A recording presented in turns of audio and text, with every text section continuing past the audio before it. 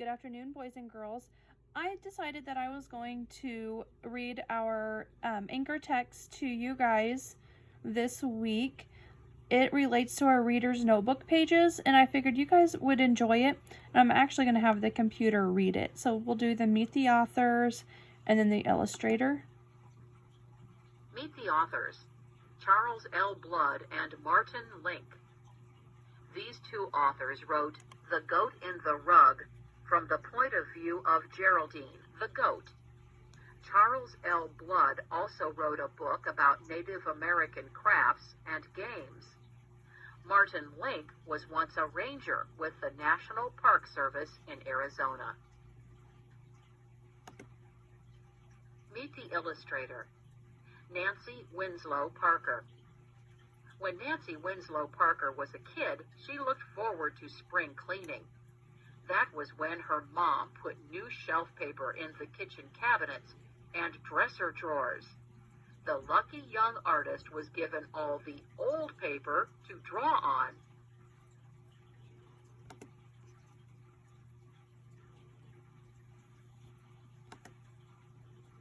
The Goat in the Rug by Geraldine, as told to Charles L. Blood and Martin Link, illustrated by Nancy Winslow Parker.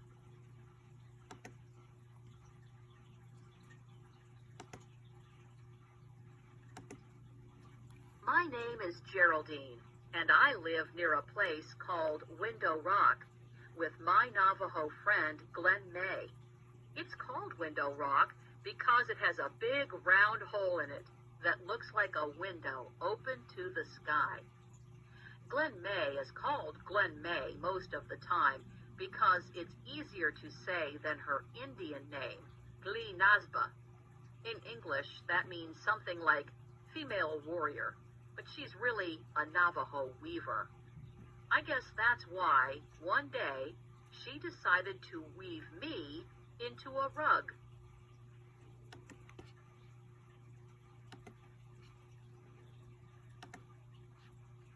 I remember it was a warm, sunny afternoon. Glen May had spent most of the morning sharpening a large pair of scissors. I had no idea what she was going to use them for, but it didn't take me long to find out.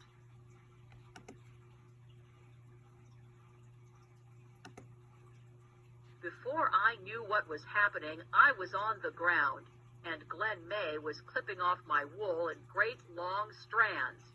It's called mohair, really. It didn't hurt at all, but I admit I kicked up my heels some. I'm very ticklish for a goat. I might have looked a little naked and silly afterwards, but my, did I feel nice and cool. So I decided to stick around and see what would happen next.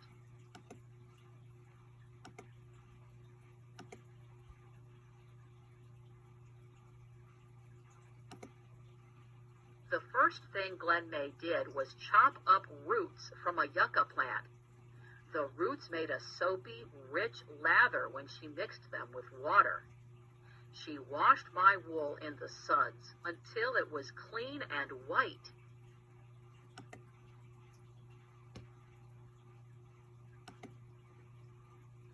After that, a little bit of me, you might say, was hung up in...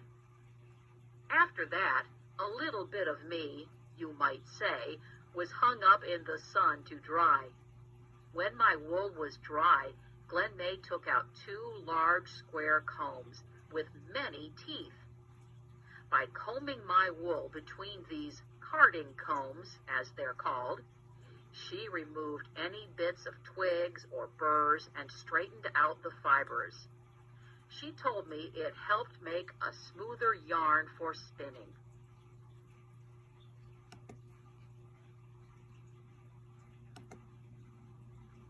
Then Glen May carefully started to spin my wool, one small bundle at a time, into yarn. I was beginning to find out it takes a long while to make a Navajo rug.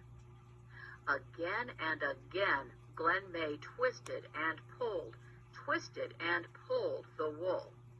Then she spun it around a long, thin stick she called a spindle. As she twisted and pulled and spun, the finer, stronger, and smoother the yarn became.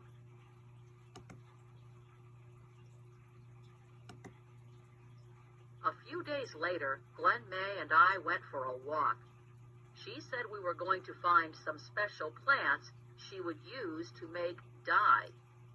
I didn't know what dye meant, but it sounded like a picnic to me. I do love to eat plants. That's what got me into trouble.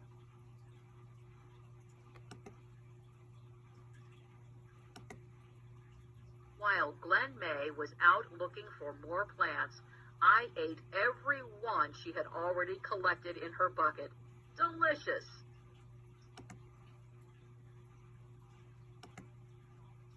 The next day, Glen May made me stay home while she walked miles to a store. She said the dye she could buy wasn't the same as the kind she makes from plants, but since I'd made such a pig of myself, it would have to do.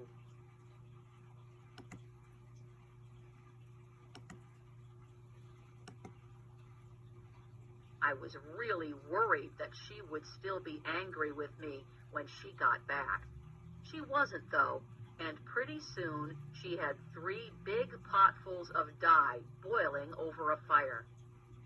Then I saw what Glen May had meant by dyeing. She dipped my white wool into one pot, and it turned pink. She dipped it in again. It turned a darker pink. By the time she'd finished dipping it in and out and hung it up to dry, it was a beautiful deep red.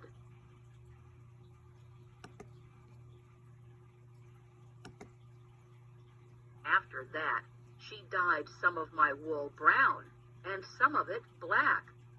I couldn't help wondering if those plants I'd eaten would turn all of me the same colors.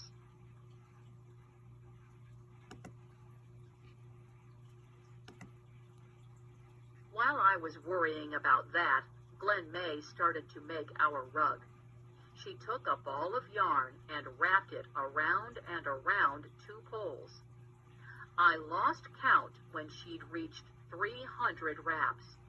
I guess I was too busy thinking about what it would be like to be the only red, white, black, and brown goat at Window Rock. It wasn't long before Glen May had finished wrapping. Then she hung the poles with the yarn on a big wooden frame. It looked like a picture frame made of logs. She called it a loom. After a whole week of getting ready to weave, Glen May started. She began weaving at the bottom of the loom.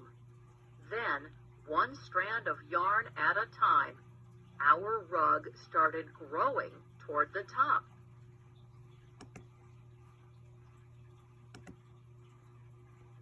A few strands of black, a few of brown, a few of red, in and out, back and forth, until, in a few days, the pattern of our rug was clear to see.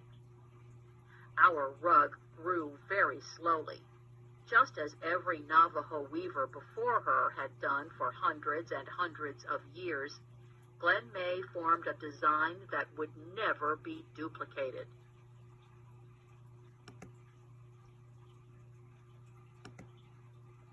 Then, at last, the weaving was finished, but not until I'd checked it quite thoroughly in front and in back did I let Glen May take our rug off the loom.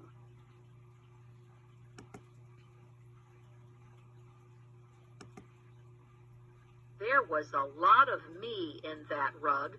I wanted it to be perfect, and it was. Since then, my wool has grown almost long enough for Glen May and me to make another rug. I hope we do very soon, because, you see, there aren't too many weavers like Glen May left among the Navajos.